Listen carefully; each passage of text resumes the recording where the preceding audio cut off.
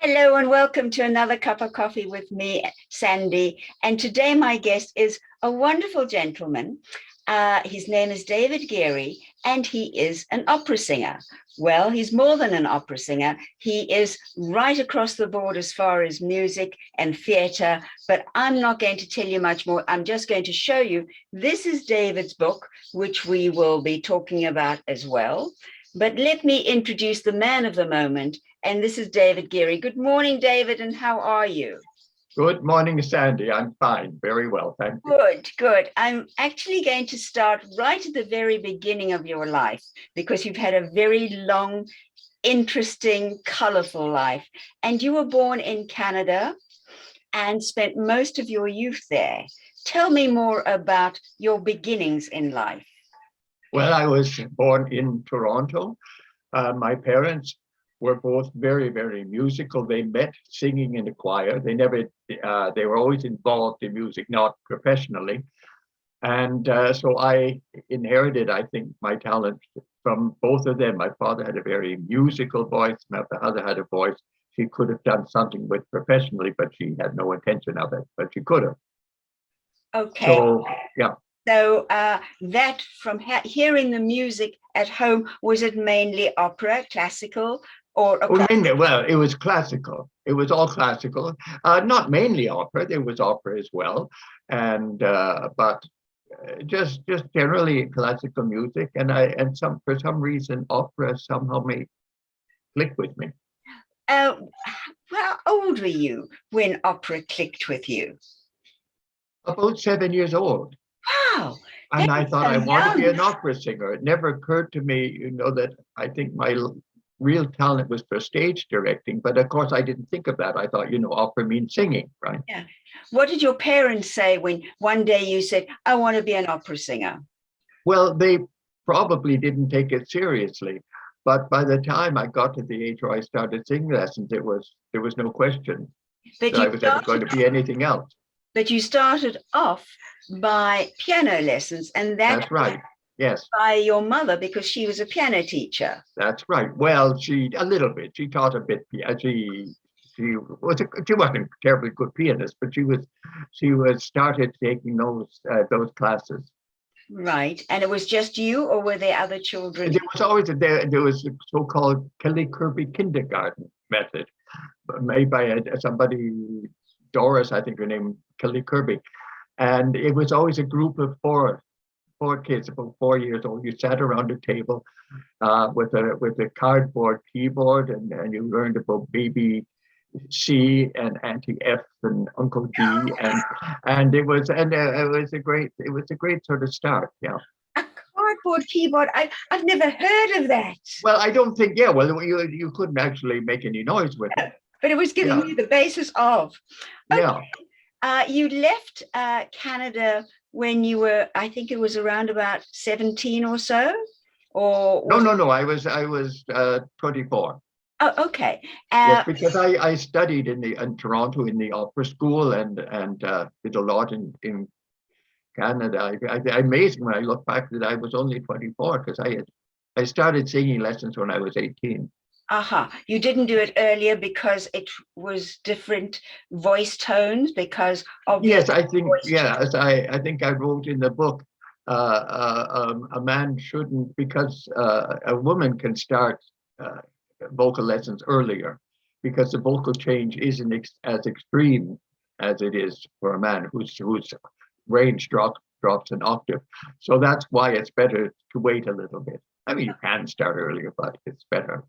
And so what music were you doing for your years up until 24 in Canada? Well, again, classical. I went into the opera school, which meant that I was singing in the opera company. First, everybody in the opera school got to sing in the chorus. It was only a season of about 2 or 3 weeks back then. It's now a full-time opera company. And so I sang with them. I did a tour through the States with a company doing HMS Pinafore. I was in this festival in Stratford, did a little bit of television, and a little opera in Montreal and a couple in Toronto. So, and also in London, where I grew up, London, Ontario. I did quite a lot of concerts there. We did a concert hall that was opened in 1967, which was the big centennial year of Canada. And there was a new hall which was open, which I opened singing the Beethoven Ninth Symphony. Yeah. And then there I'm rhyming for it again. And then when you left when you were 24, where did you go? Munich. Oh, why? Because, well, I don't know why particularly Munich, but Germany was the place to go because there was much, much more opportunity there. There was, I don't know, in Western Germany, I think 58 companies or something like that. And there's even more now that it's joined up with Eastern Germany. And in Canada, there was one. Wow. So there was, of course, Germany was overrun with people from Toronto, from North America and generally. So that's why I particularly went to Munich, I don't now remember. Okay. And when you went there, obviously you didn't speak German. And no, I know, a few words, but the few that you learn, singing German lieder and that sort of thing. Sure. But mainly they're not things you can use in everyday life. And did your teachers in Germany, did they say you need to be singing in German as well as learning to speak in German? Did the two go hand? Well, of course, as an opera singer, although opera is primarily Italian, but of course there's lots of German as well. Yes. So of course I'd always sung in German. I mean, I was always going to sing in German because that's why I was there. And at that point, it's now changed. But at that point, really, they sang all operas in German, no matter what, in translation. I mean, also the Italian operas, they all sang in German. At that point, they were all also singing German operas in Italian in Italy. Right. That has now changed. Now everybody does everything in the original language now. Do you remember some of the operas that you sang when you went to Germany? Oh God, I sang so many. Give me an idea of just a couple of names. Well, I did. Let's can hear. I did lots of Mozart, Don Giovanni, and Figaro, Magic Flute. Cosi Tutti I sang in Canada, not in Germany. So many. And then when you left Germany, where did you go from there? I went to Switzerland. And why? Because and this is a long story, but the first theater I sang with in Germany was a town called Pforzheim. And they, I had a contract with solo and chorus, and the first production was a Marriage of Figaro.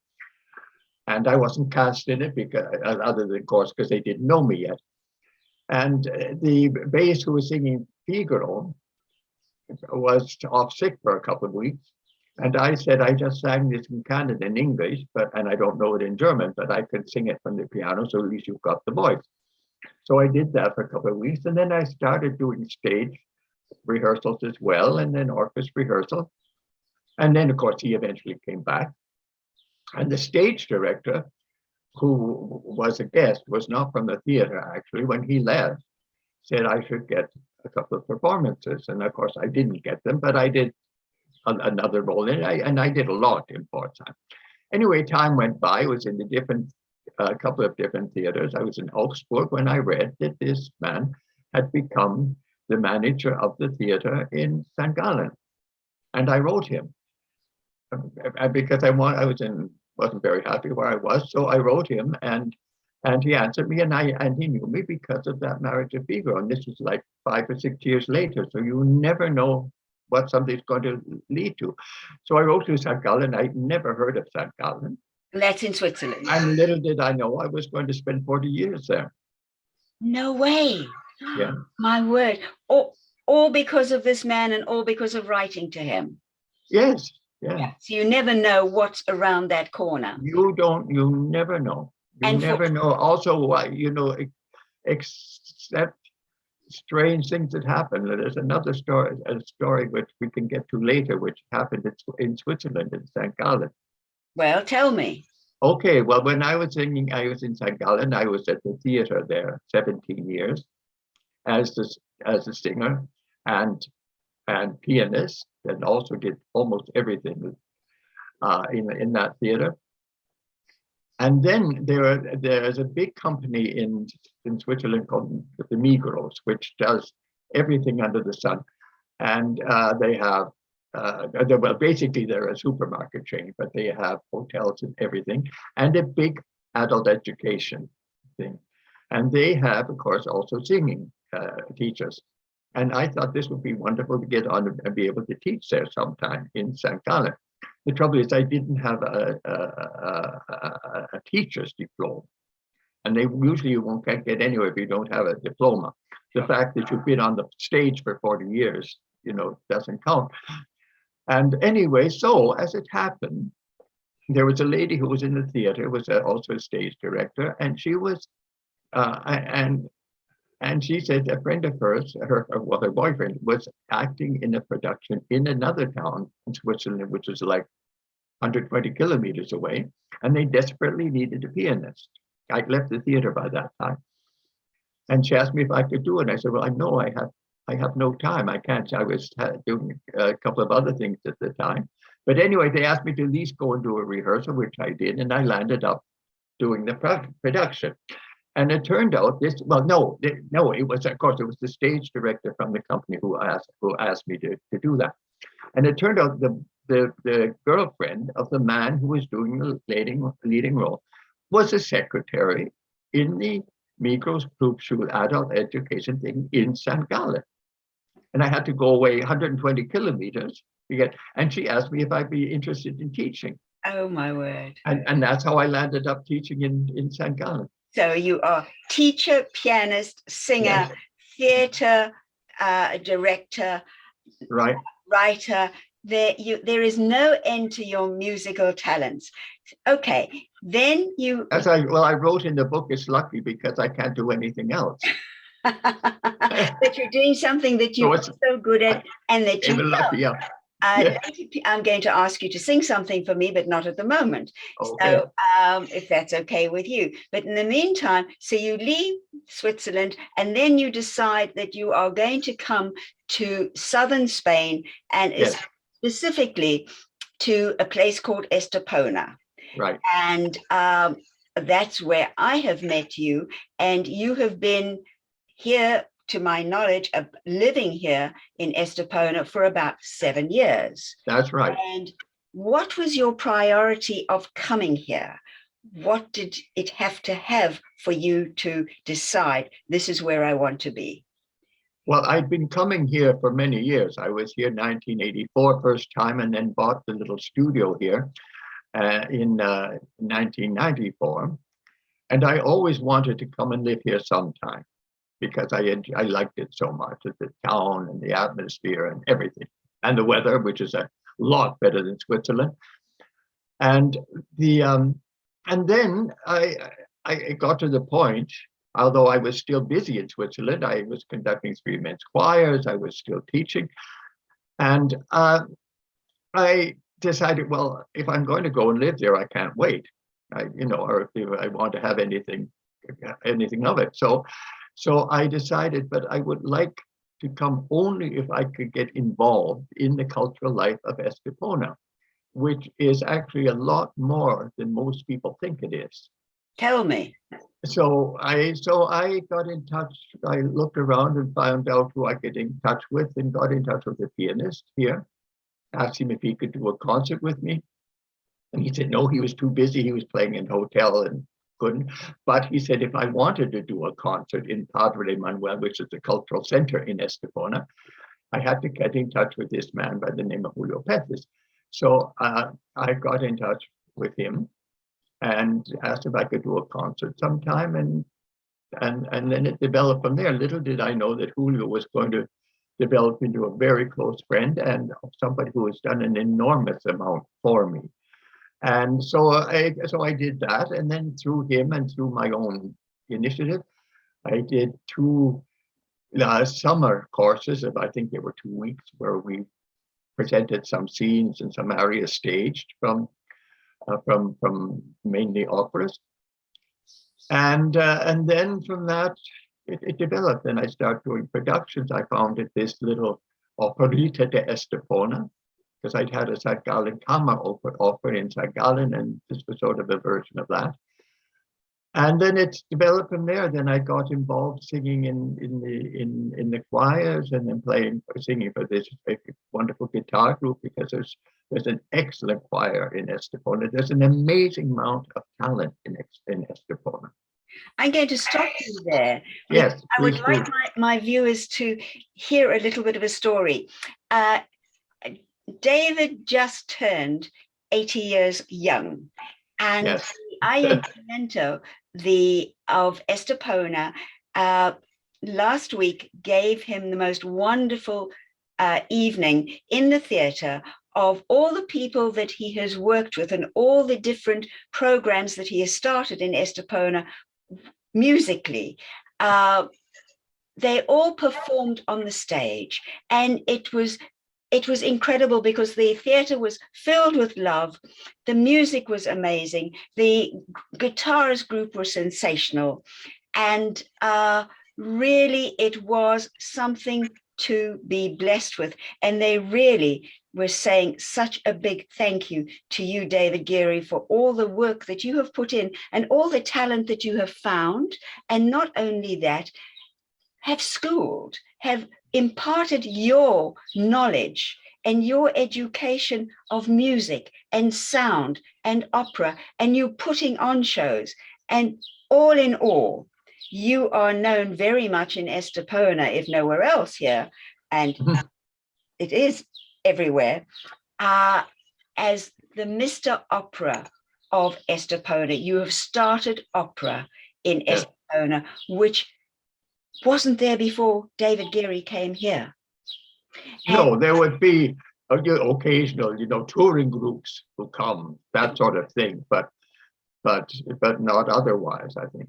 Do you have any shows that they have specifically got to put on to get a financial backing from the Ayuntamiento?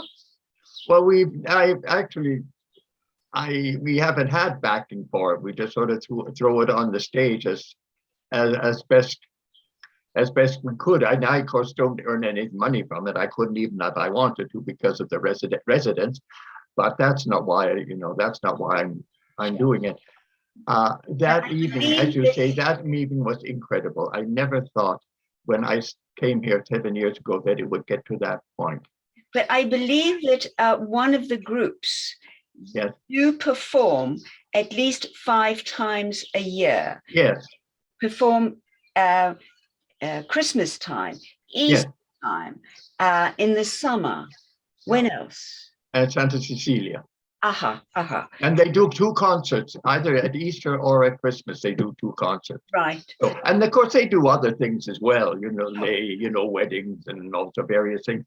But basically that's the 5 that they have to do in Estepona, because they're supported by Estepona. This is the chorale, the choir, which is excellent. Right. Really excellent. Absolutely beautiful. David, I'm going to ask you for something very special now, and I don't know if you will agree to it. Is there something that you can sing for me and my viewers so they can hear this wonderful baritone voice that you have got? Is it possible? I thought you'd never ask. I always ask, don't worry. People who know me know I always ask. Okay, come back and give us something that you feel we would like to end this wonderful cup of coffee with David Geary. Okay. Okay. Take it away, maestro. Okay. Qua del mare come bello, spira tanto sentimento, come giusto piacento. Sognar, vedi come lieve sale dal giardino d'aranci un profumo non vi uguale vita d'amor, e tutti ci ho patria Dio, da lontani dal mio cuore, questa terra